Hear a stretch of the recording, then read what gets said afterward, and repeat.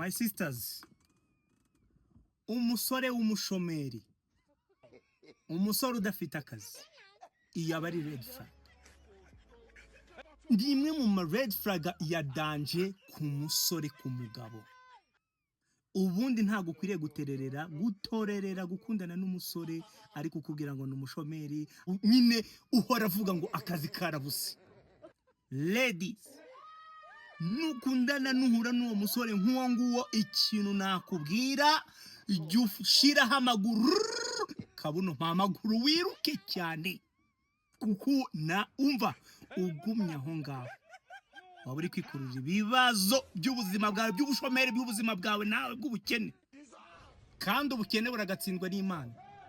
Ubundi umusore udafite akazi nk'umushomeri, hari igihe mujya mugira ngo n'ubushomeri bw'ubuzima gusa busanzwe, ntago ari byo.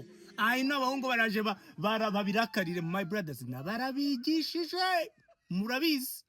It's up to you rero. Nukuvuga ngo ubundi umuhungu udafite akazi, warabuze akazi, ntago ikibazo ari ukubura akazi, yabuze ubwenge bwo mu mutwe. Ntago aba afite ubushomeri gusa bwo mu buryo bw'amafaranga bw'ubuzima, aba afite n'ubushomeri bwo mu mubiri we. Icyo nicyo kintu cya mbere na mbere mw'abakobwa mwe mugomba kumenya ku bagabo, kuko ubundi umugabo wari we wese wabuze n'akazi wajya no gukora n'ubuyede, ubundi wagenda ugashobora ukaniba, ubundi biranaruta. Ubwuzi wambwira ngo umuhungu ngo agurisha drugs ngo ni umugangster, afazari burya.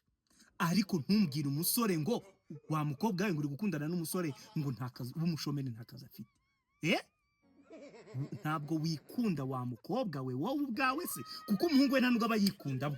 Ariko se basi wowe nta nubwo wakwikunda? Ntukamuzane mu buzima bwawe uri umukobwa.